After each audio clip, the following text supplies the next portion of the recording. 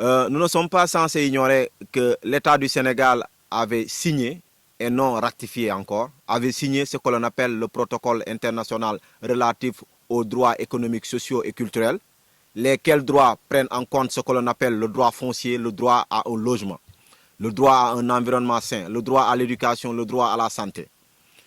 Mais nonobstant cela, nous avons vu certaines violations de ces droits, qui constituent des droits inaliénables. Parce qu'aujourd'hui, à l'état où nous vous parlons, les populations de Djibono sont confrontées à ce même droit foncier, où certains même oublient ce que l'on appelle le droit coutumier. Les populations qui sont là présentes, certaines d'entre elles sont là depuis 1987-85, avec des actes de cession, Et quelquefois, ils ont l'habitude de nous rappeler ou de nous dire que les actes de cession n'ont pas une valeur juridique. S'ils n'ont guère une valeur juridique, ces actes donc ont quoi?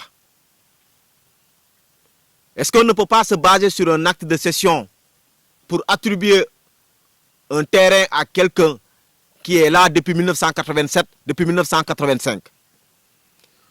Nous tenons d'abord à rappeler et à alerter, à dire au même moment à la commune de Niaguis, si véritablement il y a eu un changement à la tête de la municipalité de Niaguis, c'est parce que les populations qui sont dans la commune de Niaguis voulaient avoir un changement, voulaient noter une rupture.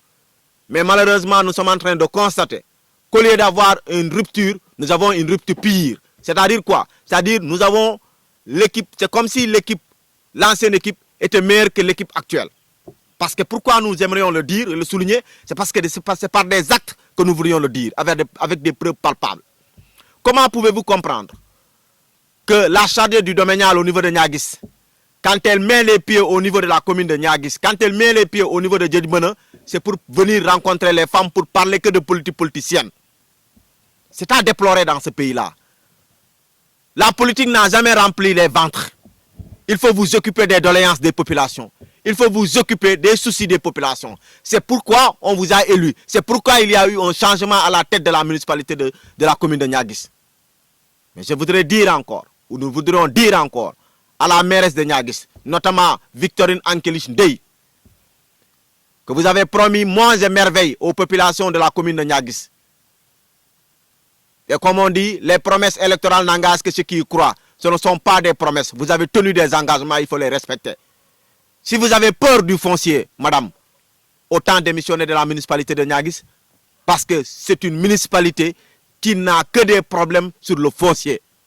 Mais vous êtes venu autant pour régler ces problèmes-là, il faut les régler. Ces populations-là ont tellement toléré, ces populations-là ont tellement attendu, ces populations-là ont tellement patienté qu'aujourd'hui, au lieu d'être là pour uniquement des causes politiciennes, vous devriez tout de même essayer de rencontrer ces populations-là. C'est parce que c'est leur désir ardent de vous rencontrer, vous, en tant que mairesse. Elles vous ont élu pour que vous vous occupiez de leurs problèmes. Mais malheureusement, ce qu'on est en train de noter, ce n'est pas ça, madame. Nous avons réglé de vous le dire, mais ce n'est pas ça. Et nous allons vous tenir un engagement franc.